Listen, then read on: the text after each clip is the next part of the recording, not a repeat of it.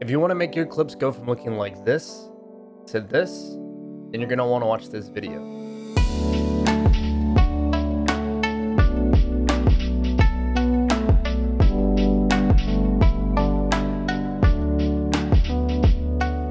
What's up everyone? So today I'm going to show you how to utilize a tool in OBS called Replay Buffer to get high quality clips from your stream. Now, usually the most common method of getting clips is by clipping it on Twitch, if that's where you stream, then going in and downloading it from Twitch itself. But you may realize that the visual quality is kind of lacking, maybe blurry, pixelated, all that great stuff.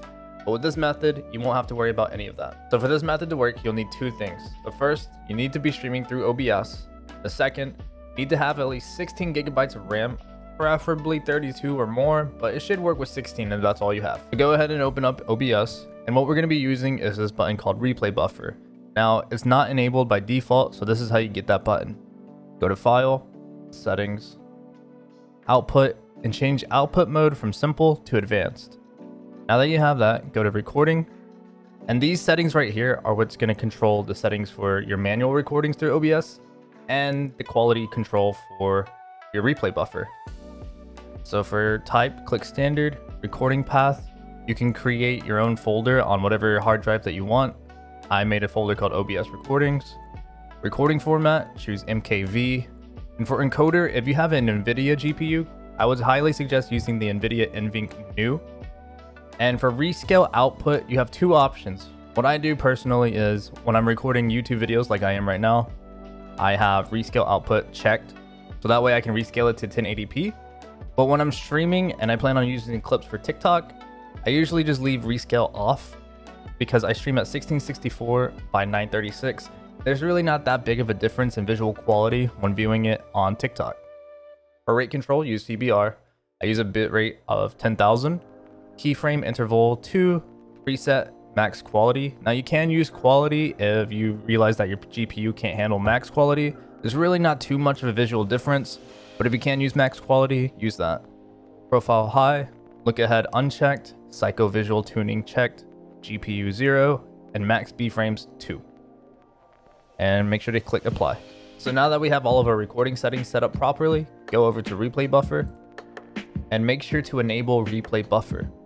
And maximum replay time, as you may have guessed, is how long your clips will actually be. Personally, I use 40 seconds, but say if I were to change it to 120, you'll see that the estimated memory usage goes up as well.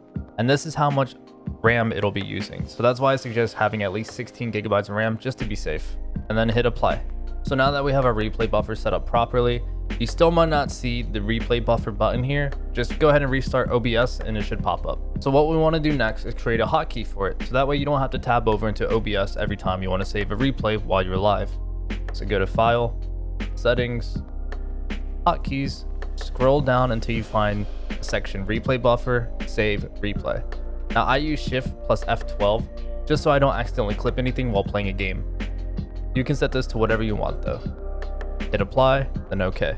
Also a little tip, sometimes I forget to start Replay Buffer whenever I start streaming, so to avoid that mistake, I have this turned on. Go to Settings, under the Output tab, under General, you should see something called Automatically Start Replay Buffer when streaming. Enable this, and anytime that you start streaming, it'll automatically turn on your replay buffer, so then all you have to do is press your hotkey to save your clip. So now that we have all that set up and working properly in OBS, this next section is for anyone that has a Streamdeck and wants to use one of the buttons on there as the hotkey instead of using keys on your keyboard. If you don't have a Streamdeck or don't want to get one just to use one button to save a replay, I'll give you a cheaper alternative. So skip this section and go to the next. So open up your Streamdeck software, find where you want to make your button. On the right hand side, find System, then Hotkey. Click and drag that to where you want your button. Give it a title. I have mine titled Save Replay. And for the hotkey, just make it the same exact that you have in OBS under the hotkey settings. And there you go. That's all you have to do. Now you can click that button and it automatically clips your clips for you in OBS.